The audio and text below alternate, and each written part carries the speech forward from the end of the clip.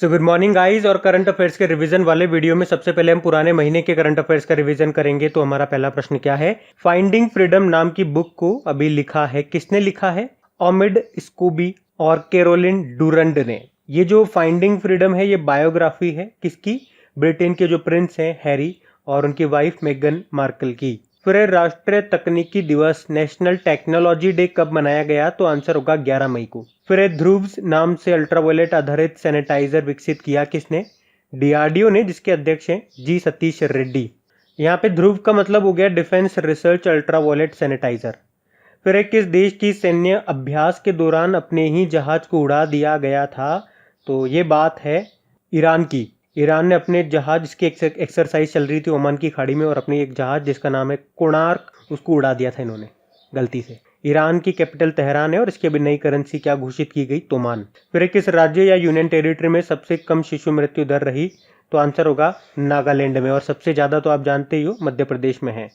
ये तो शिशु मृत्यु दर की बात हो गई। अगर जन्म दर की बात करेंगे तो सबसे ज्यादा बिहार की है, सबसे कम है अंडमान निकोबार में। और मृत्यु दर की बात करेंगे तो सबसे कम दिल्ली में है और सबसे ज्यादा है छत्तीसगढ़ में। फिर किस देश के क्रिकेटर शाफिकुल्ला पर 6 साल का प्रतिबंध लगा दिया गया था? तो आंसर होगा अफगानिस्तान के हैं ये शाफिकुल्ला। अफगानिस्तान की कैपिटल काबुल है और करेंसी है अफगान अफगानी, प्रेसिडेंट है अशरफ गनी। फिर एक कोयर बोर्ड ने कोयर अनुप्रयोगों यानी कि एप्लीकेशंस के लिए उत्कृष्टता केंद्र यानी कि सेंटर ऑफ एक्सीलेंस स्थापित करने के लिए किस आईआईटी के साथ समझौता किया? तो आंसर होगा आईआईटी मद्रास के साथ। तो कोयर क्या होता है? मैंने आपको बताया था, नारियल आपने देखा होगा, उसके ऊपर का जो रेशेदार कवर होता है उसे कोयर बोलते हैं। तो एक्चुअली यहाँ पे जो ये सेंटर ऑफ एक्सीलेंस बनाया जाएगा, यहाँ पे रिसर्च की जाएगी कि ये जो कोयर है इसको दूसरे प्राकृतिक फाइबर के साथ कहाँ कहाँ पे इसको यूज किया जाता है, इसके एप्लीकेशंस क्या हैं। फिर है किसने एक किफायती और ऊर्जा कुशल वेफर स्केल फोटो डिटेक्टर तैयार किया था? तो आंसर होगा Jawaharlal Nehru centre for advance scientific research ने। फिर एक कोविड-19 के लिए पहली स्वदेशी एंटीबॉडी डिटेक्शन किट तैयार की थी किसने?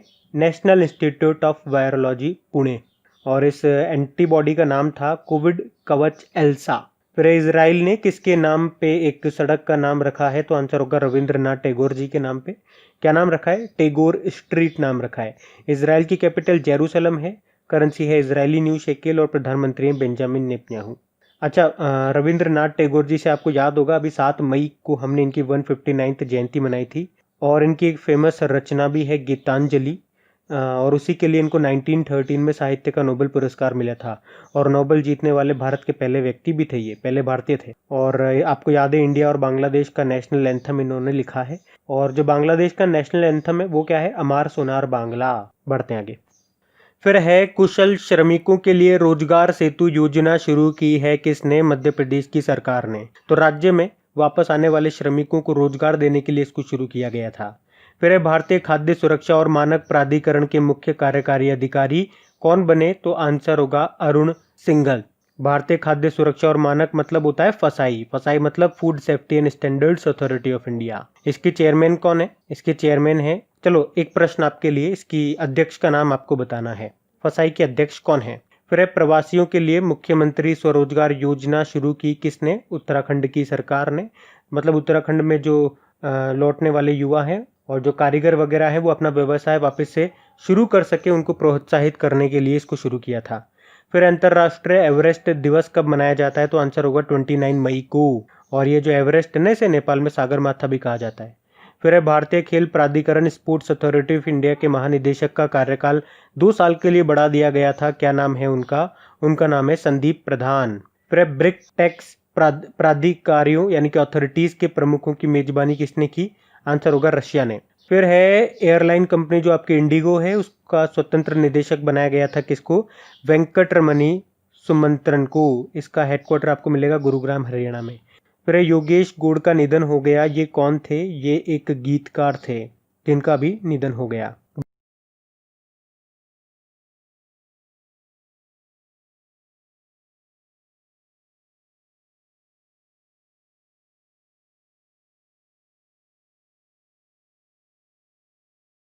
तो चलिए कल के करंट अफेयर्स को भी रिवाइज कर लेते हैं। पहला प्रश्न पूछा जा रहा है, एमएचआरडी यानी कि ministry of human and resource development, मानव संसाधन विकास मंत्रालय का नाम बदलकर क्या रख दिया गया?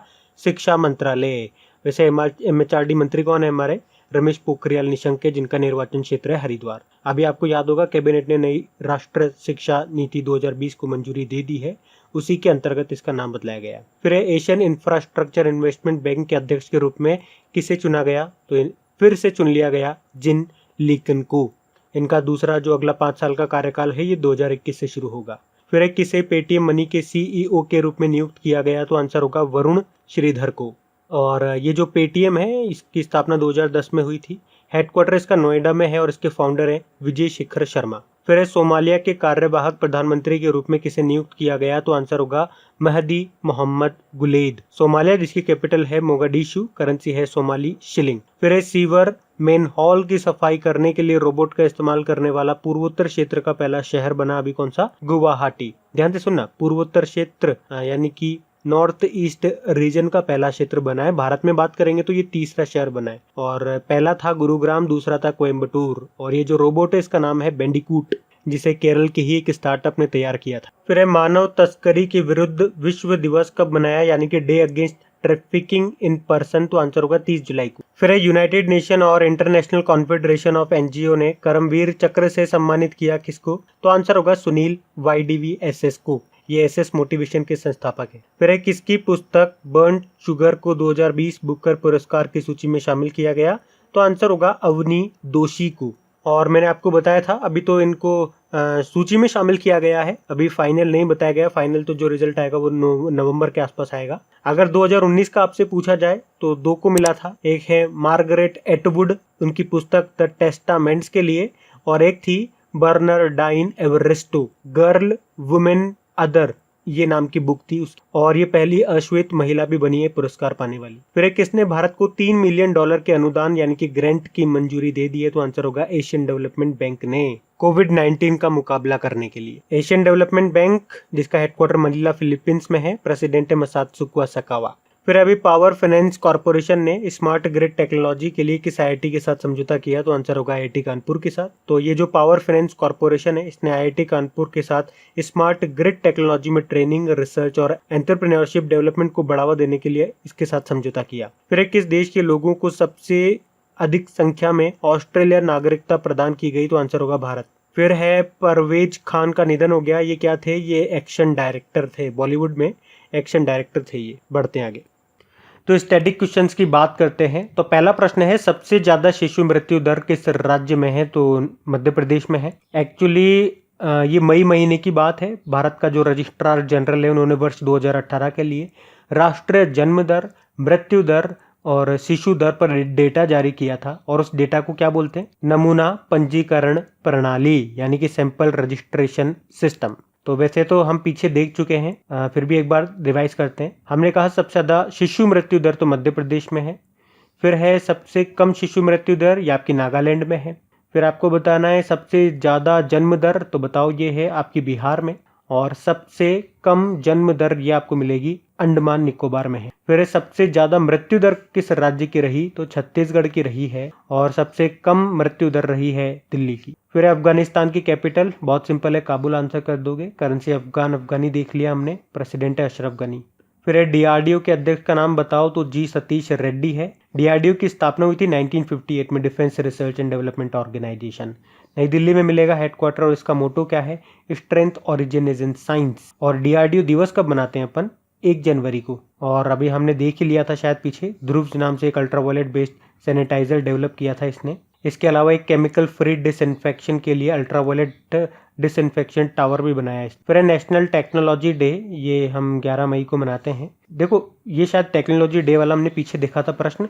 अभी टेक्नोलॉजी डे और एक साइंस डे होता है, तो इनमें कंफ्यूज मत हो जाना। एक नेशनल साइंस डे होता है जो हम 28 फरवरी को मनाते हैं। फिर इंटरनेशनल साइकिलिंग यूनियन का हेडक्वार्टर कहाँ पर है? ये आपको मिलेगा एगल, स्विट्जरलैंड में। बढ़ते आगे। तो इंपॉर्टेंट डेज की बात करेंगे तो पहला प्रश्न पूछा जा रहा है वर्ल्ड टीचर डे, ये हमने कब मनाया? तो आंसर होगा 5 अक्टूबर को, जिसकी थीम थी young teacher the future of profession. एक नेशनल टीचर डे भी होता है जो हम 5 सितंबर को मनाते हैं, 1 महीने का फर्क है। फिर है विश्व प्रवासी पक्षी दिवस, वर्ल्ड माइग्रेटरी बर्ड डे। ये साल में 2 बार मनाया जाता है, मई और अक्टूबर के दूसरे शनिवार को। तो एक तो हमने 9 मई को मना लिया, एक हम 10 अक्टूबर को मनाएंगे। और थीम क्या रही, बर्ड्स कनेक्ट्स अवर वर्ल्ड। फिर वर्ल्ड सिटीज डे, ये 31 अक्टूबर को मनाया जाता है और 31 अक्टूबर आप जानते हो नेशनल यूनिटी डे होता है, राष्ट्रीय एकता दिवस। फिर है विश्व मानक दिवस यानी कि स्टैंडर्ड डे, ये हमने 14 अक्टूबर को मनाया है और इसकी थीम रही है video standards create a global stage. फिर अंतरराष्ट्रीय बालिका दिवस, ये 11 अक्टूबर को मनाया और थीम क्या रही इसकी, गर्ल फोर्स अनस्क्रिप्टेड एंड अनस्टॉप्ड। फिर है विश्व डाक दिवस, ये हमने 9 अक्टूबर को मनाया विश्व डाक दिवस। वर्ल्ड एनिमल डे कब मनाया, तो ये हमने मनाया 4 अक्टूबर को, world animal day. National food day, ये हम मनाते हैं 24 अक्टूबर को। 24 अक्टूबर को आप जानते हैं एक तो वर्ल्ड पोलियो डे होता है और यूनाइटेड नेशन डे होता है। और अगर वर्ल्ड फूड डे आपसे पूछ लेंगे तो 16 अक्टूबर आंसर कर देना, क्योंकि 16 अक्टूबर को फूड एग्रीकल्चर ऑर्गेनाइजेशन की स्थापना हुई थी ना, इसीलिए। फिर international day of older person, ये 1 अक्टूबर को मनाते हैं। फिर वर्ल्ड स्टैटिस्टिक डे, ये हम देख ही चुके हैं, ये तो 5 साल में एक बार मनाया जाता है, तो इस बार हम मनाएंगे ये 20 अक्टूबर को। और नेशनल स्टैटिस्टिक डे पूछेंगे तो 29 जून आंसर कर देना। तो गाइज ये था आज का हमारा करंट अफेयर्स का रिवीजन वाला वीडियो। अगर वीडियो अच्छा लगा हो तो प्लीज एक लाइक जरूर करना इसे, और अपने दोस्तों के साथ में या कम से कम एक स्टडी ग्रुप में इसे शेयर जरूर करना। अब कुछ क्वेश्चंस आप लोगों से पूछे जाएंगे, क्वेश्चंस आप लोग लगाइएगा और देखिएगा कितने क्वेश्चंस आप लोगों से बन पा रहे हैं। बाकी हम इनको कल सॉल्व करते हैं। ये रहे क्वेश्चन आपके सामने।